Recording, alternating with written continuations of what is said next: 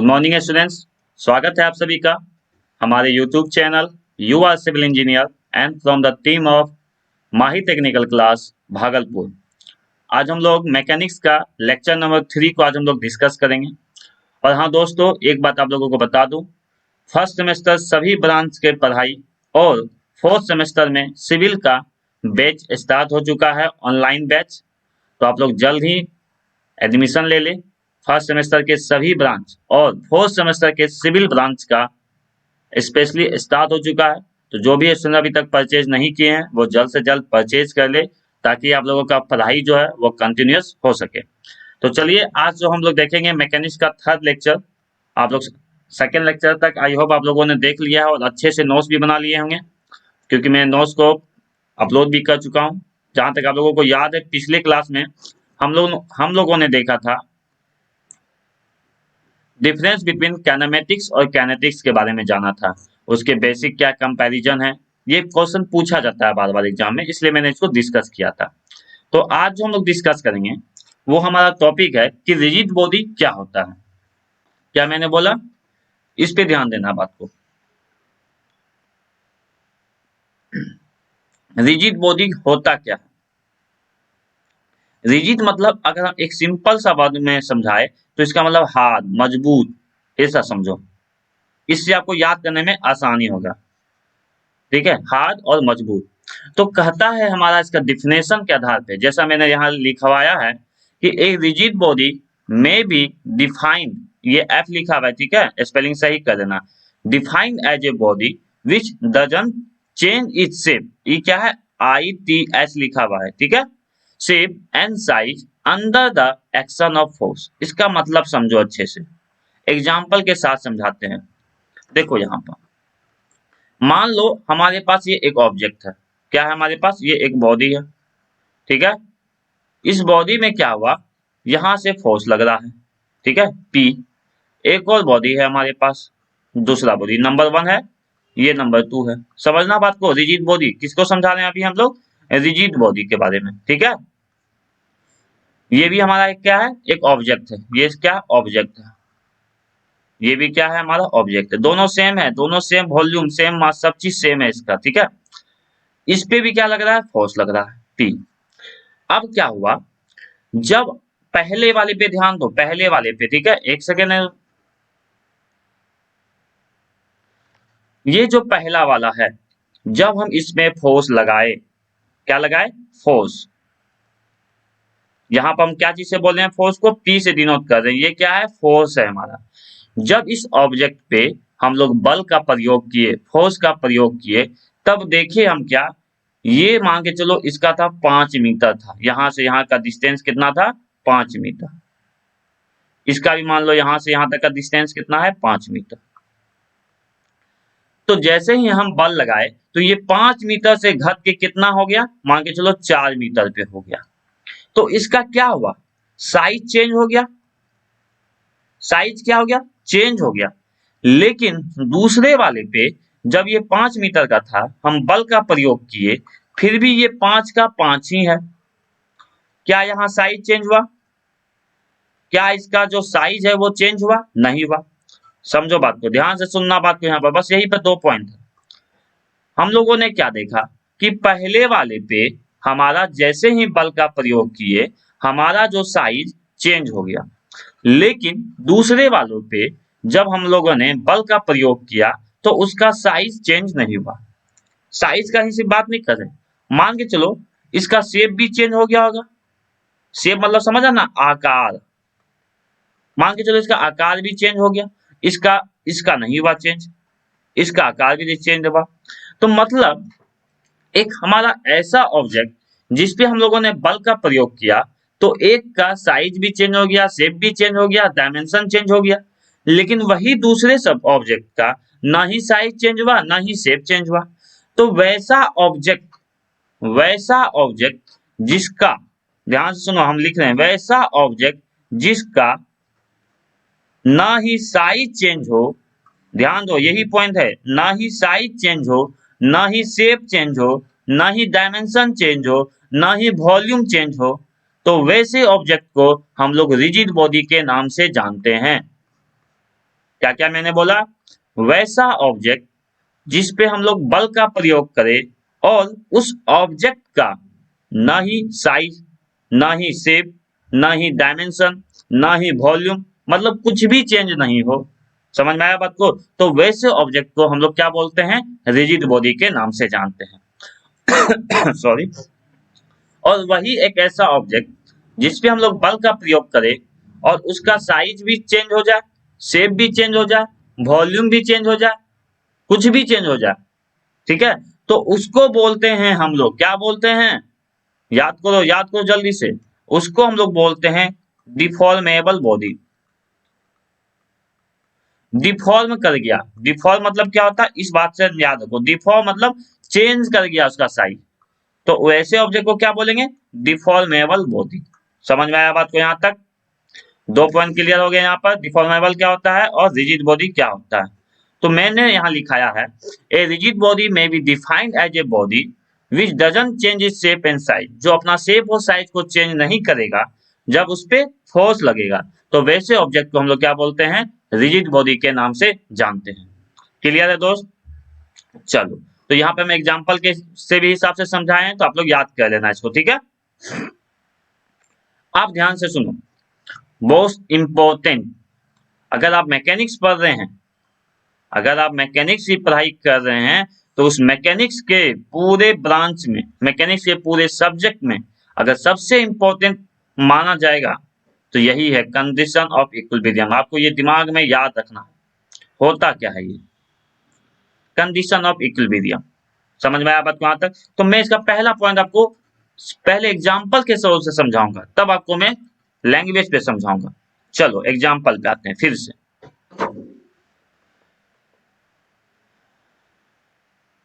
मैं आज 2 चीज समझाऊंगा, ठीक है?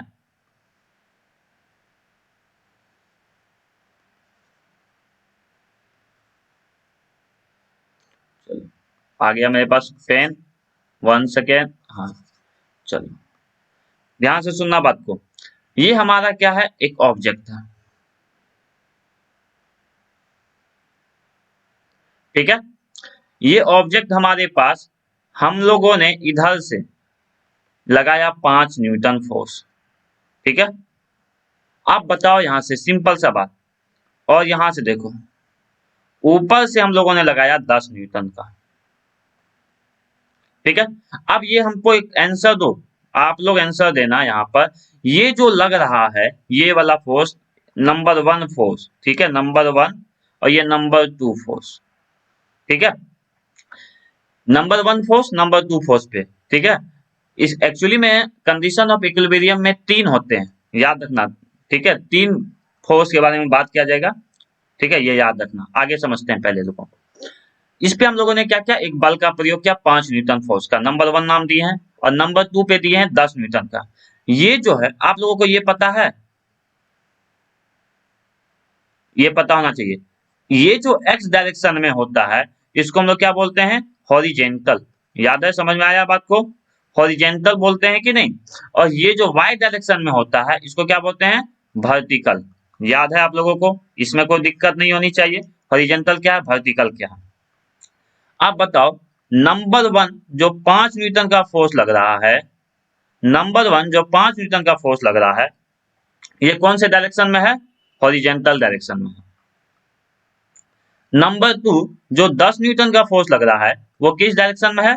वर्टिकल डायरेक्शन में है। पहले यहां तक कोई दिक्कत नहीं, तो हम इसके आगे लिख दें ये हॉरिजेंटल है और ये क्या हमारा? वर्टिकल है। कोई दिक्कत यहां तक समझने में? चलो बहुत बढ़िया, बहुत बढ़िया, अच्छे से समझना है, ठीक है? आसान लगेगा मैकेनिक्स, जब इसको सीरियल वाइज स्टेप वाइज पढ़ोगे तो बहुत ही ज्यादा आसान लगने वाला है, ठीक है? चलो आगे देखते हैं कि इसमें क्या करता है। अब पॉइंट को नंबर 1 सुनो। पहला पॉइंट, कंडीशन ऑफ इक्विलिब्रियम। क्या पढ़ा रहे हैं? कंडीशन ऑफ इक्विलिब्रियम, इक्विलिब्रियम, ठीक है? इक्विलिब्रियम मतलब क्या भाई? इक्वल। तो अब कंडीशन ऑफ इक्विलिब्रियम क्या कहता है कि नेट फोर्स जो एक्स डायरेक्शन में होना चाहिए, नेट फोर्स जो एक्स डायरेक्शन में होना चाहिए वो 0 होना चाहिए एक रिजिड बॉडी के लिए। रिजिड बॉडी कहो या इक्विलिब्रियम बॉडी के लिए। किसके लिए? इक्विलिब्रियम बॉडी के लिए। ध्यान से सुनना, हम समझा रहे हैं अभी आसानी से, आसान लैंग्वेज में। मैंने क्या बोला? नेट फोर्स, अगर एक्स डायरेक्शन में कोई भी फोर्स हमारा लग रहा है तो नेट फोर्स मतलब क्या होता है मैं समझा रहा हूं, इस पे कंफ्यूज नहीं होना है, बहुत आसान लैंग्वेज में समझाऊंगा अभी। तो नेट फोर्स जो एक्स डायरेक्शन में लगना चाहिए वो कितना लगना चाहिए? 0 लगना चाहिए। कैसे लगेगा? यहाँ पर तो सर 5 न्यूटन लग रहा है। तो अगर ये बॉडी, ध्यान से इस बात को सुनो, अगर ये बॉडी, ये जो बॉडी है हमारा, अगर ये इक्विलिब्रियम कंडीशन में रहना चाहता है तो इसको नेट फोर्स कितना चाहिए? 0 चाहिए एक्स डायरेक्शन में। तो अगर सोचो हम डायरेक्शन देखो, ये वाला 5 न्यूटन जो अभी लगाए हैं, घेर रहे हैं इसको हम दूसरे कलर से कि आपको अच्छे से समझ में आए, ये वाला जो फोर्स है 5 न्यूटन, ठीक है, ये हमारा एक्स डायरेक्शन में जा रहा है। पहला फोर्स जो है एक्स डायरेक्शन में गया। ये जो अभी हम लगाए हैं 5 न्यूटन, ये किस डायरेक्शन में है? एक्स डायरेक्शन में ही है, लेकिन अपोजिट साइन में है। तो टोटल नेट फोर्स क्या हो जाएगा? 5 मेरा प्लस में है और माइनस में क्या चल गया? 5 चल गया। तो नेट फोर्स क्या हो गया हमारा? 0 हुआ कि नहीं? तो नेट फोर्स इसी को कहा जाता है। मतलब जिस डायरेक्शन में हम देखेंगे, इसका डायरेक्शन देखो किधर था, इधर जा रहा था।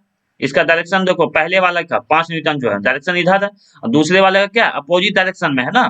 तो दोनों क्या हो गया? कैंसिल आउट हो गया। तो नेट फोर्स कितना हो गया? 5 और 5।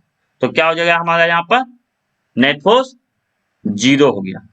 ठीक है। एक और आपके मन में एक और क्वेश्चन आ रहा होगा, चलो वो भी क्वेश्चन करते हैं। सर हम यहाँ एक और फोर्स लगा दिए 5 न्यूटन का, बहुत दिखाई दे रहा है ना आप लोगों को? चलो अच्छे से समझना है, ठीक है। हम क्या किए, एक और फोर्स लगा दिए 5 न्यूटन का यहाँ। अब तो सर 10 लगने लगा इधर, यहाँ तो 5 ही लग रहा है, तो नेट फोर्स तो 0 नहीं हुआ। हाँ सही बात, नहीं हुआ अभी 0। देखो तो 5 + 5 -5, तो अभी तो 5 बच ही रहा है, तो नेट फोर्स 0 हुआ। तो अगर नेट फोर्स अगर 0 नहीं है तो वो बॉडी कहाँ चल जाएगा? मोशन में चल जाएगा, मतलब वो चलने लगेगा। सिंपल सा एग्जांपल समझो, तुम एक आदमी है, तुम्हारे पीछे से कोई धक्का दे रहा है, ज्यादा फोर्स से धक्का दे रहा है, और आगे से तुम रोक रहा है कम फोर्स में, तो तुम्हारा क्या होगा? जिधर ज्यादा फोर्स लगेगा उधर ही मूव करेगा ना। तो यहाँ पर भी वही कंडीशन है, 5 + 5 10 लग रहा है, तो और उधर से 5 ही लग रहा है, तो ऑब्जेक्ट हमारा किस साइड मूव करेगा? इस साइड मूव करेगा ना अभी। लेकिन अगर यहाँ से ये 5 नहीं लग के ये पूरा का पूरा हम यहाँ अगर अपोजिट से 10 का लगा दे, तो क्या ये ऑब्जेक्ट अब मूव करेगा? नहीं करेगा। तो देखो तो एक्स डायरेक्शन में भी कितना हो गया फोर्स? 10 का 10 0 हो जाएगा, यहाँ 10 आ गया। समझ में आया बात को यहाँ तक? तो अब देखो 5 + 5 का लगाए हैं, तो देखो 5 + 5 लग रहा है एक्स डायरेक्शन में, लेकिन ऑपोजिट में कौन जा रहा है? 10। तो नेट फोर्स क्या हो गया? अभी भी 0 हो गया। तो अगर कोई ऑब्जेक्ट, आप ध्यान से सुनो, अगर कोई ऑब्जेक्ट इक्विलिब्रियम कंडीशन में रहना चाहता है, फिर से सुनो वर्ड को, मैं इसको लिखा रहा हूं। अगर कोई ऑब्जेक्ट, ध्यान से सुनो, अगर कोई भी ऑब्जेक्ट,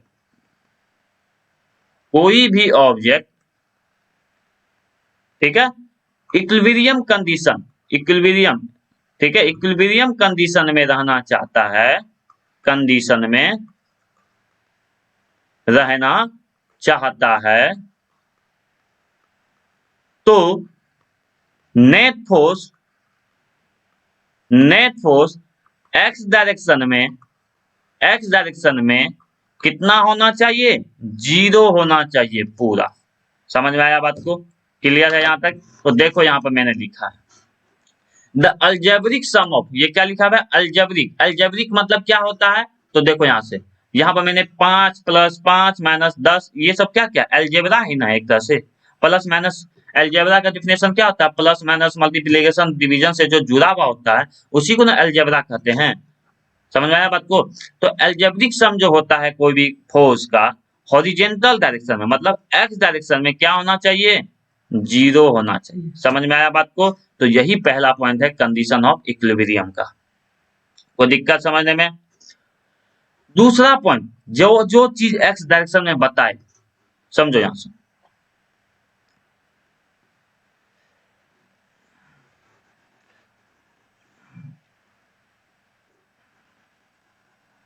अब वाई डायरेक्शन को हम समझाते हैं आप लोगों को, ठीक है।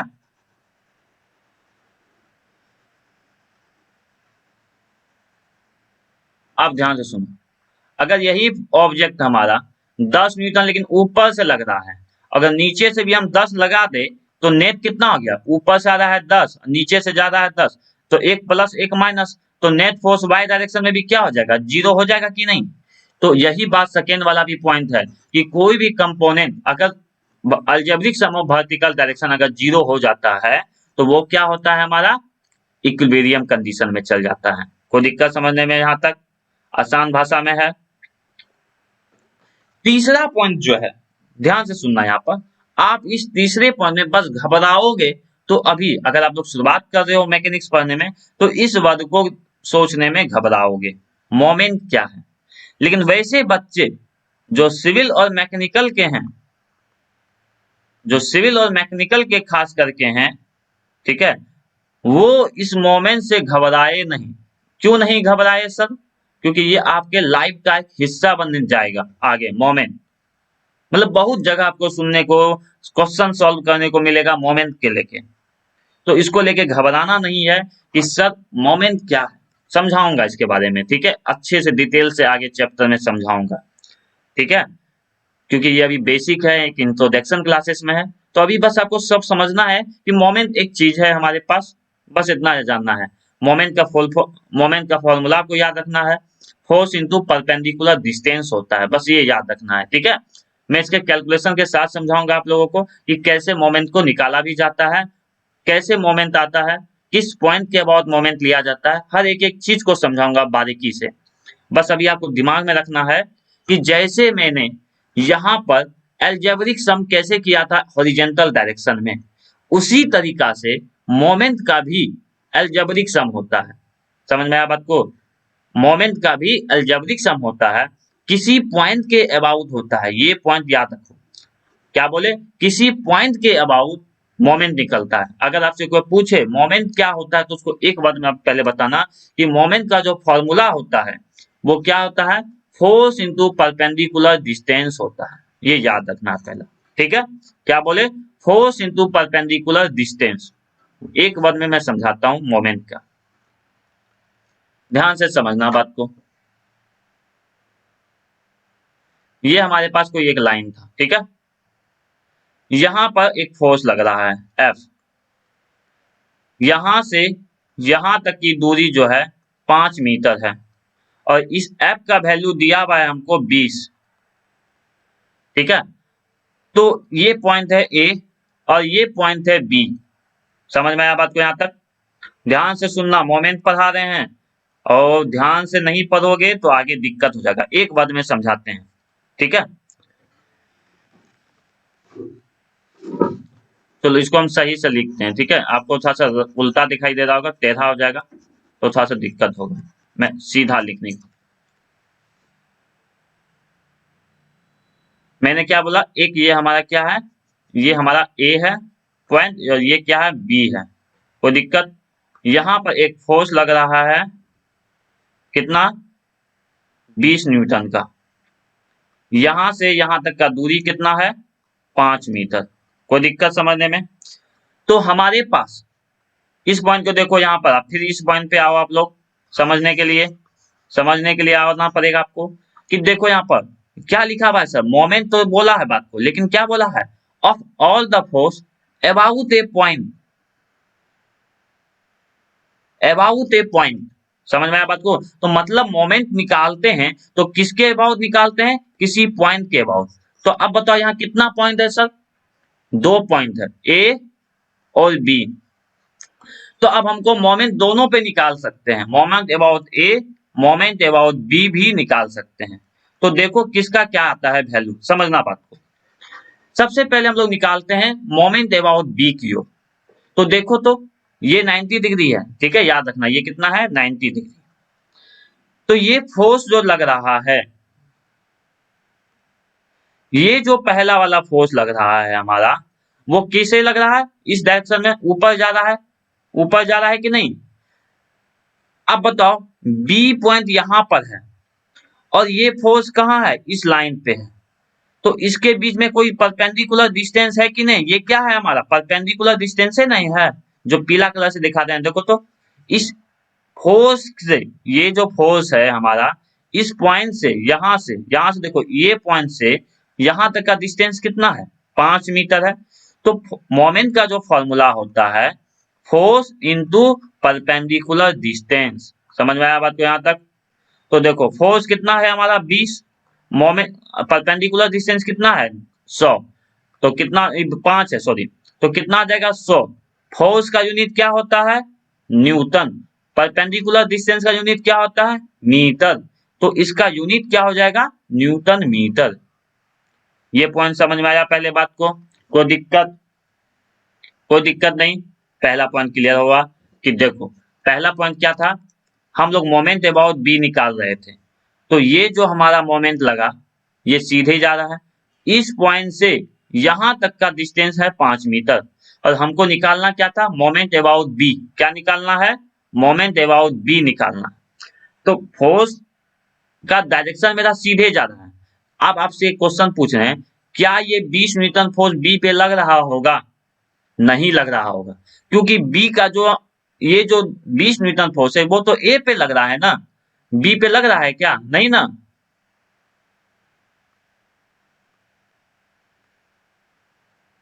एक सेकेंड, वो बी पे तो नहीं लग रहा है,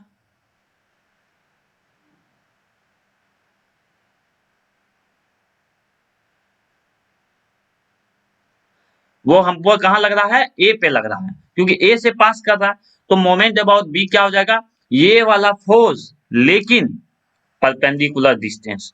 अब इसी क्वेश्चन को हम फिर बता रहे हैं। ये हमारा क्या था, ए पॉइंट था और ये हमारा बी पॉइंट था। समझ में आया बात को। यहां से क्या लग रहा था, 20 न्यूटन फोर्स लग रहा था यहाँ पर, ये डायरेक्शन मेरा सीधे ऊपर जा रहा था। अब हम निकाल रहे हैं मोमेंट अबाउट बी आया था कितना हमको 100, और इसका यूनिट क्या था, न्यूटन मीटर था। न्यूटन मीटर कैसे था, क्योंकि देखो न्यूटन किसका था, फोर्स का यूनिट, और मीटर किसका था, परपेंडिकुलर डिस्टेंस का यूनिट। दोनों को मल्टीप्लाई करेंगे न्यूटन मीटर ही ना आएगा ना। तो याद रखना कि मोमेंट का यूनिट क्या होता है, न्यूटन मीटर होता है, याद रहेगा। अब देखो मोमेंट अबाउट बी तो सर निकाल लिए, सर मोमेंट अबाउट ए कितना वैल्यू देगा, तो देखो यहाँ से ये जो हमारा, आप बताओ ये जो 20 न्यूटन फोर्स, सुनो बात को, 20 न्यूटन फोर्स और ए के बीच कोई भी डिस्टेंस है क्या, हमको यहां से यहां तक का डिस्टेंस दिया हुआ है, चलो ये 3 मीटर दिया हुआ है। तो आप बोल लोगे सर ए और इस फोर्स के बीच का डिस्टेंस 3 मीटर है, नहीं, क्योंकि देखो हमको पता है ना। आप बताओ अगर हम किसी पॉइंट इस पे लगा रहे हैं, ये पॉइंट को ध्यान से सुनो, हम यहाँ पर 20 न्यूटन फोर्स लगाए, तो क्या इस पॉइंट पे भी कितना 20 न्यूटन ही लगेगा ना, इस पॉइंट पे 20 न्यूटन लगेगा ना, क्योंकि इसका लाइन ऑफ एक्शन क्या है, इक्वल है, सब जगह सेम है। तो ए पॉइंट पे भी कितना लग रहा होगा फोर्स, 20 मीटर ही, 20 न्यूटन ही। और ए पॉइंट पे कोई भी परपेंडिकुलर डिस्टेंस नहीं आएगा, क्योंकि देखो तो ये जो हमको यहीं से ना पास कर रहा है, इसी पॉइंट से ना पास होते हुए जा रहा है फोर्स, इसी पॉइंट से ना, ए से ही ना पास हो रहा है। तो यहाँ पर कोई परपेंडिकुलर डिस्टेंस नहीं होगा, इसका वैल्यू आ जाएगा फोर्स इंटू परपेंडिकुलर डिस्टेंस, तो फॉर्मूला होगा फोर्स का वैल्यू 20, लेकिन कोई डिस्टेंस नहीं होने के कारण इसका वैल्यू क्या आ गया, 0 आ गया। समझ में आया बात को यहाँ तक। इसलिए मैंने बोला कि धीरे धीरे इसको समझाऊंगा, अभी जो भी है बेसिक इसको समझो, आगे फिर इसको हम लोग क्वेश्चन को रिपीट करेंगे, जब बनाएंगे तो समझेंगे। बस आपको ये याद रखना है कि परपेंडिकुलर डिस्टेंस, फोर्स तो सब निकाल लेगा, परपेंडिकुलर डिस्टेंस को समझना ही बहुत बड़ी बात है मोमेंट में। तो यहाँ पर देखो ए से बी के बीच परपेंडिकुलर डिस्टेंस था हमको यहाँ पर 5 मीटर, लेकिन ए, इस फोर्स और ए के बीच कोई भी परपेंडिकुलर डिस्टेंस नहीं है, क्योंकि वो फोर्स उसी पॉइंट से पास कर रहा है, इसलिए वहां परपेंडिकुलर डिस्टेंस 0 गया। तो इसी से मोमेंट का खेल है। तो कहा जा रहा है कि इसी तरह अगर मान के चलो हमको कोई मोमेंट आया ए 50, मोमेंट अबाउट बी आया 40, तो मोमेंट अबाउट सी आया मान के चलो 90, ठीक है, ये अपोजिट साइड में है, ये क्या है, अपोजिट साइड में। तो सभी मोमेंट को जोड़ो, अगर वैल्यू अगर 0 आ जाए, यहाँ आ रहा है 0 क्या, 50 + 40 90, और ये अपोजिट में है तो 90 प्लस माइनस 90 0 हो गया। तो सभी मोमेंट को जोड़ने के बाद अगर हमारा वैल्यू अगर 0 आ जाता है तब भी वो इक्विलिब्रियम कंडीशन में रहेगा। क्लियर है बात को समझने में? क्लियर यहाँ तक? सेम हैव्स टू अलग फोर्स के उस सबके जैसे है, हॉरिजॉन्टल और वर्टिकल के जैसे। तो मोमेंट का जो फॉर्मूला होता है फोर्स इंटू परपेंडिकुलर डिस्टेंस होता है, ये याद रखना आपको बात को। और इसका यूनिट क्या हो जाएगा, फोर्स का होता है न्यूटन, परपेंडिकुलर डिस्टेंस का मीटर।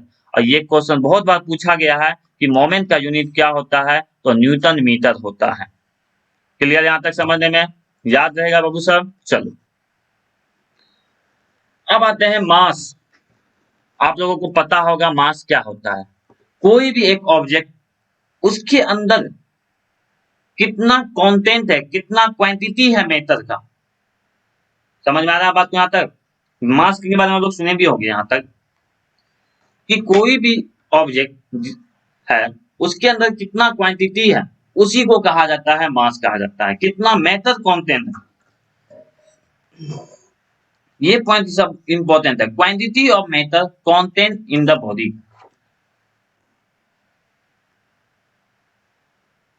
कि कितना क्वांटिटी ऑफ मैटर कंटेंट है उस बॉडी में, उसी को कहा जाता है मास कहा जाता है। जैसे कि आप लोगों को पता है कि हर एक कोई ना कोई ऑब्जेक्ट उठा लो, चाहे मेरे हाथ में ये देखो पेन ही है, इसका भी एक अलग मास है। ये हमारे पास माउस है, एक इसका भी मास है। एक सबसे छोटा ये हम लोगों ने लिया एयरबड, ठीक है, मतलब कान में लगाने वाला, तो एक इसका भी मास हुआ। समझ में आया बात को यहाँ तक? मतलब कोई भी छोटा से छोटा चीज, ये हमारे पास चलो एक चॉकलेट है, ठीक है, इस चॉकलेट का भी मास होता है। मतलब कोई भी लाइफ में कोई भी ऑब्जेक्ट उठा लो, उसके पास कुछ ना कुछ मास होगा ही। क्यों होगा? क्योंकि इसके अंदर कुछ ना कुछ मैटर कंटेंट होगा, कुछ ना कुछ पार्टिकल होगा, तो इसका मास होना तय है। बात को क्लियर है समझने में यहाँ तक? ठीक है। और आप लोग सुने होंगे मास का जो यूनिट होता है केजी होता है। मास का यूनिट क्या होता है? केजी होता है, ये याद रखना है, ठीक है, मास का यूनिट। दूसरा पॉइंट है वेट। वेट क्या होता है? उसी मास पे जो ग्रेविटी लगता है, उसी मास पे जो ग्रेविटी लगता है अर्थ पे, उसी को कहा जाता है वेट। ये सब चीज आप लोग पहले भी पढ़ चुके होंगे जब पॉलिटेक्निक का एग्जाम दियोगे, या अप टू 10th तक भी आप लोगों में मास और वेट को अच्छे तरीके से जानते हो। लेकिन आपको एग्जाम में पूछा जाता है, इसका यूनिट खास होता है, इसके फॉर्मूले खास होते हैं, इसलिए मैं इसको ध्यान डिस्कस कर रहा हूँ, ठीक है। तो वेट का फॉर्मूला क्या होता है? Mass into gravity, mass into gravity. मैं इसके बारे में कुछ और पॉइंट बताऊंगा आप लोगों को अभी। देखो ना, वेट बराबर मास इंटू ग्रेविटी। किसका ग्रेविटी? जहां पर आप हो। अगर हम लोग अर्थ पे हैं तो अर्थ का ग्रेविटी, अगर हम लोग चांद पे जाएंगे तो चांद का ग्रेविटी, अगर हम लोग मार्स पे जाएंगे तो मार्स का ग्रेविटी। मतलब जिस जगह पे हैं उस जगह का ग्रेविटी हमको चाहिए। इस पॉइंट को क्लियर हुआ बात को? ऐसा नहीं कि हम लोग अर्थ पे हैं तो चांद का ग्रेविटी लगा देंगे। क्लियर है बात को समझने में? इस पॉइंट को भी क्लियर रखना। तो मास का जो यूनिट होता है, मैंने पहले बताया एसआई यूनिट क्या होता है? केजी। क्या होता है? केजी। मास का यूनिट क्या होता है? केजी होता है। ग्रेविटी का क्या होगा हमारे पास? ग्रेविटी का क्या होता है? ग्रेविटी क्या है? एक तरीका से एक्सेलरेशन है, वेग जिसको कहते हैं आप लोग शायद हिंदी में। और एक्सेलरेशन क्या होता है हमारा? मीटर पर सेकेंड स्क्वायर फॉर्मूला होता है, आप लोगों को याद होना चाहिए, मीटर पर सेकेंड स्क्वायर। तो इसका यूनिट क्या हो गया? मीटर पर सेकेंड स्क्वायर। तो इसको हम लोग लिखते हैं केजी मीटर एस पे -2।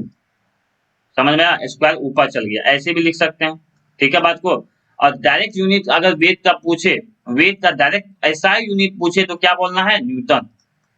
वेट का अगर एसआई यूनिट पूछे तो क्या बोलना है? न्यूटन। लेकिन अगर ऐसे पूछे तो बताना है केजी मीटर पर सेकेंड स्क्वायर। समझ में आया बात को? यहाँ तक कोई दिक्कत नहीं होना चाहिए यहाँ तक, ठीक है।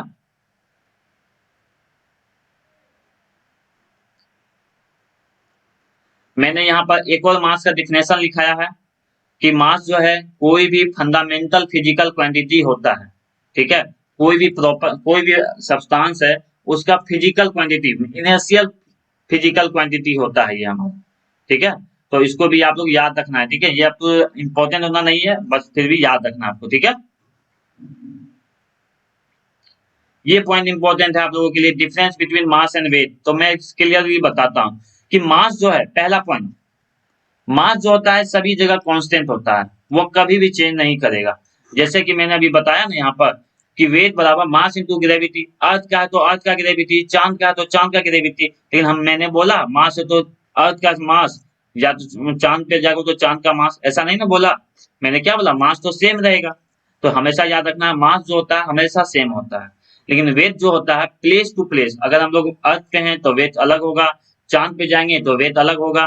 क्यों चेंज होगा, तो ग्रेविटी के कारण चेंज होता है, ये याद रखना बात को। वेट अगर चेंज होता है तो सिर्फ और सिर्फ ग्रेविटी के कारण। मास के पास सिर्फ मैग्नीट्यूड होता है, ये पॉइंट को समझो मत को। मास का, मैंने क्या बोला, मास के पास सिर्फ और सिर्फ क्या होगा, मैग्नीट्यूड होगा। ये मैग्नीट्यूड क्या है सर, जैसे आप लोग सुने हो 5, 6, 7, सुने 5 केजी, 6 केजी, 7 केजी। तो ये 5 क्या है, मैग्नीट्यूड है, और केजी क्या है, यूनिट है। समझ में आया बात को यहाँ तक। 6 क्या है, मैग्नीट्यूड है, केजी क्या है, यूनिट है। तो मास के पास हमेशा हमेशा क्या होगा, सिर्फ और सिर्फ मैग्नीट्यूड होगा। लेकिन जैसे ही वेट के पास जाएंगे तो वेट का फॉर्मूला क्या होता है, मास इंटू ग्रेविटी। चलो ये तो मैग्नीट्यूड हो गया यहाँ पर, लेकिन ग्रेविटी जो देता है, ग्रेविटी में क्या आ जाता है, हमको डायरेक्शन आ जाता है, किस डायरेक्शन में ग्रेविटी है उसके बारे में पता करना पड़ता है। डाउनवर्ड लग रहा है कि अपवर्ड लग रहा है, किस डायरेक्शन में है। तो वेट जो है होता है हमेशा क्या हो जाता है हमारा, वेट में हमेशा क्या होगा हमारा, मैग्नीट्यूड प्लस डायरेक्शन। तो इसलिए मास जो है स्केलर क्वांटिटी होता है और वेट क्या होता है, वेक्टर क्वांटिटी होता है।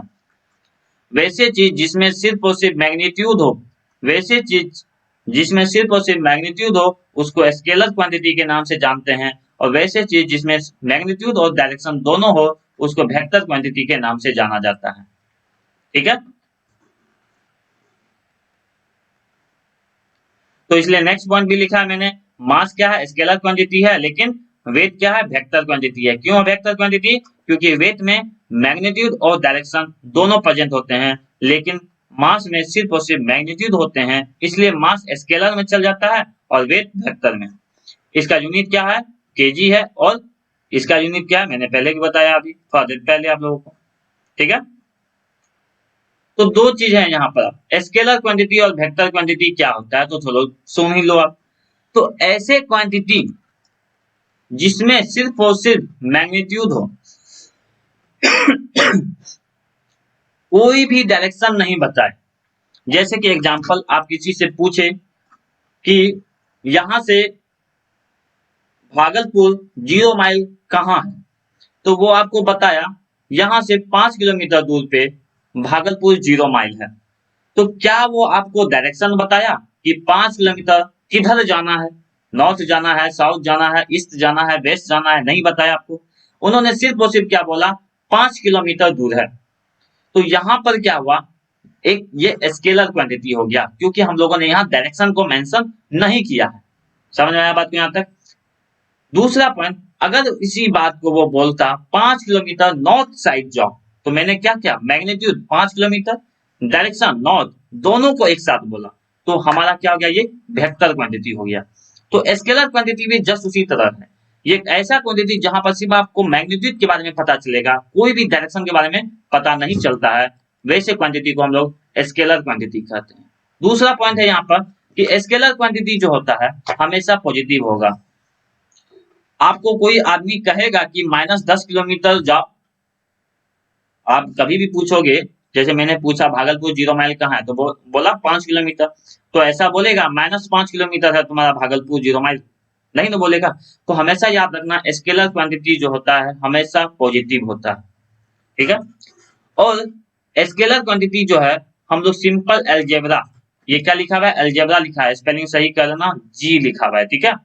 सिंपल एलजेब्रा, जैसे 5 + 5 - 5 × 5, ऐसे ही कैलकुलेट करते हैं। समझ में आया बात को, इसमें कोई भी रूल नहीं लगता है, जैसा हम लोग +- 10 तक करते थे, इसी तरीका से स्केलर क्वांटिटी को सॉल्व किया जाता है। दूसरा है वेक्टर क्वांटिटी। तो ऐसा फिजिकल क्वांटिटी जिसमें मैग्नीट्यूड भी हो, डायरेक्शन भी हो, उसको क्या बोलेंगे? वेक्टर क्वांटिटी बोलते हैं। इसमें बहुत सारे लॉ होते हैं। क्यों लॉ होते हैं? देखो, मैंने बताया ना, स्केलर में सिंपल अलजेब्रा होते हैं सॉल्व करने के लिए, लेकिन वेक्टर को जब हम लोग सॉल्व करेंगे तो बहुत सारे उसमें लॉ लगते हैं। जैसे लॉ ऑफ एडिशन हो गया, लॉ ऑफ पैराग्राम हो गया, लॉ ऑफ सब्सट्रैक्शन हो गया, ये सब चीज आगे पढ़ेंगे। ठीक है, इसमें सिंपल अलजेब्रा रूल नहीं लगता है, ये याद रखना है। ठीक है, इसको बस ये पॉइंट को, they can not follow simple rule of algebra, they can only follow rule of vector algebra. मतलब अलजेब्रा का बहुत स्पेलिंग गलती लिखे हैं तो आप लोग सही कर लेना इसको, ALGEBRA। तो वेक्टर क्वांटिटी स्केलर क्वांटिटी में मेन डिफरेंस क्या है, ध्यान से सुनो। पहला हम समझा रहे हैं, स्केलर क्वांटिटी में क्या है हमारे पास, सिर्फ और सिर्फ मैग्नीट्यूड है। वहीं वेक्टर क्वांटिटी में क्या है, आपको मैग्नीट्यूड और डायरेक्शन दोनों है। स्केलर क्वांटिटी हमेशा पॉजिटिव होता है, वेक्टर क्वांटिटी पॉजिटिव नेगेटिव दोनों हो सकता है। स्केलर क्वांटिटी जो होता है सिंपल अलजेब्रा से सॉल्व किया जाता है, लेकिन वेक्टर क्वांटिटी जो है वेक्टर रूल के द्वारा, law of addition, law of parallelogram के द्वारा सॉल्व किया जाता है। तो क्लियर है? तो आई थिंक आप लोगों को अच्छे से समझ में आया होगा। तो नेक्स्ट क्लास में हम लोग कुछ और पॉइंट को जानेंगे। Thank you. और दूसरी बात, फर्स्ट सेमेस्टर का क्लास चालू है, तो आप लोग जल्द से जल्द ज्वाइन कर ले इसको। ठीक है, थैंक यू।